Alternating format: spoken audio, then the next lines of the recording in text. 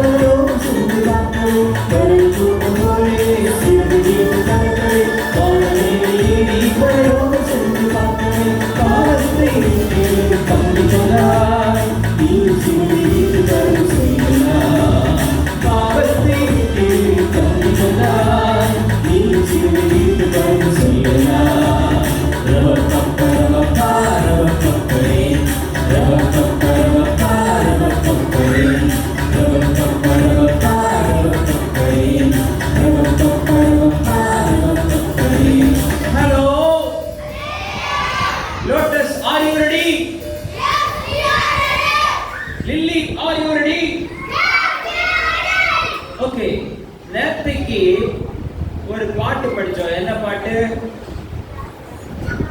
சொல்லுங்க? அதுக்கு அடுத்து என்ன பாட்டு படிச்சோம்?